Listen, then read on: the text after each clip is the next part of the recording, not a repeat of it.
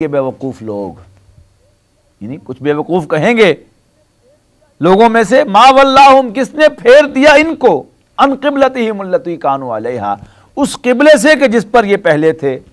अब ये तहवील किबला का हुक्म जो है वो आने वाला है, उसके लिए तमहीद बांधी जा रही है कि अब चूंकि अगला हुक्म जो है वो आ रहा है तहवील किबला का, कि नबी अकरम सल्लल्लाहु अलैहि वसल्लम को हुक्म मिलेगा कि अब आप बैतुल मुक़द्दस की बजाय खाना काबा की तरफ रुख करके नमाज पढ़ें। जोग्राफियाई लिहाज से अगर आप देखें तो मदीना मुनव्वरा जो है वो फ़िलिस्तीन और मक्के के दरमियान वाक़ है। उसके शुमाल में फ़िलिस्तीन है और उसके जुनूब में मक्का है। नबी अकरम सल्लल्लाहु अलैहि वसल्लम का दस्तूर ये था कि जब तक कोई वाज़ेह हुक्म नाजिल ना हो आप तौरात के अहकाम पर अमल फरमाते थे, शरीयत मूसवी पर कारबंद रहते थे। अब चूँकि शरीयत मूसवी में क़िबला जो था वो बैतुल मुक़द्दस था, मस्जिद अक़सा थी, लिहाजा आप उसी की तरफ रुख करके नमाज़ पढ़ते थे।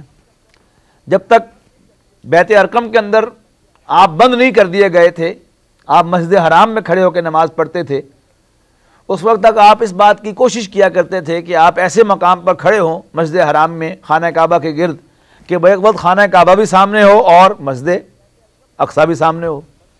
लेकिन बैत अरकम में जब आप बंद कर दिए गए, आपको इजाज़त न रही मस्जिद हराम में नमाज़ पढ़ने की मुसलमानों को, तो उस वक्त ये चीज़ मुमकिन नहीं रही थी।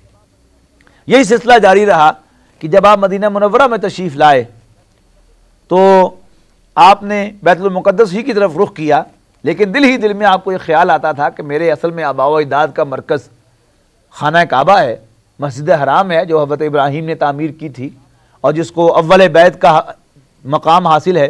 जी चाहता था कि वो हो, लेकिन आप चूँकि पाबंद थे शरीयत के, शरीयत मूसवी के, लिहाजा उसी पर आप अमल पैरा थे।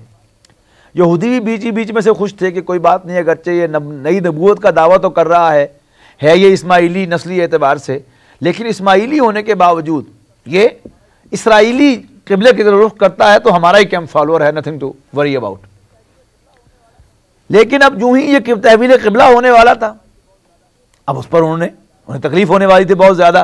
तो पहले ही कहा जा रहा है कि कहेंगे पागल कुछ बेवकूफ़ लोगों में से, मा वल्लाहुम अन क़िबलतिहिम अल्लती कानू अलैहा, किसने फेर दिया इनको उस क़िबले से जिस पर ये पहले थे। कुल लिल्लाहिल मशरिक़ वल मग़रिब, कह दो कि मशरिक़ व मग़रिब अल्लाह ही के हैं। यहदी मन यशाउ इला सिरातिम मुस्तक़ीम, अल्लाह जिसको चाहेगा सिरात मुस्तक़ीम की जानिब उसकी रहनुमाई फरमा देगा। वकज़ालिका जअलनाकुम उम्मतन वसता, अब तहवील क़िबला हुआ तो साथ ही उम्मत की तासीस हो गई। यानी पहले जो उनका ख्याल था वो दुरुस्त था, लॉजिकल था कि हमारे क़िबले को फॉलो कर रहे हैं, हमारे क़िबले की तरफ रुख कर रहे हैं तो हमारे फॉलोअर्स हैं।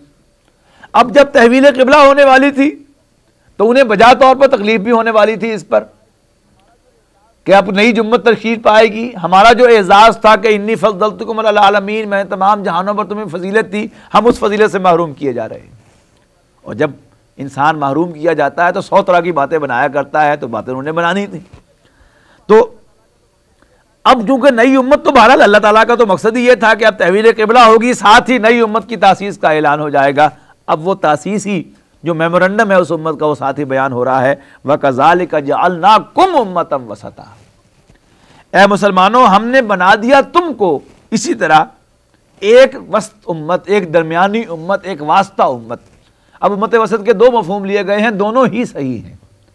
एक तो वास्ता के मानों में, मीडियम के मानों में, अल्लाह के दरमियान और बाकी नौ इंसानी के दरमियान वास्ता का काम कौन करेगी, ये उम्मत मुस्लिमा करेगी। इसलिए कि अल्लाह की अमानत, अल्लाह का पैगाम, अल्लाह का हुक्म, उसका कलाम इनके पास है, मुसलमानों के पास है, मेरे और आपके पास है। जिसे भी अल्लाह की हिदायत मालूम करनी हो वो मेरे पास आएगा, आपके पास आएगा, हमसे आके कुरान पढ़ेगा, हमसे आके कुरान सीखेगा, तब उसे उस तक ये हिदायत पहुंचेगी। तो इस मानी में वास्ता। दूसरा मफहूम है उम्मत वसत, दरमियानी उम्मत, यानी इंतहाओं से बचने वाली उम्मत, एक मोतदिल रास्ते पर चलने वाली उम्मत। और ये इत्तेदाल तो बहरहाल इस उम्मत के अंदर एक एतबार से तो बहरहाल आज भी है कि वाहिद कौम जो तमाम अंबियाए किराम को मानती है, बिला तफरीक मानती है, वो मुसलमान कौम।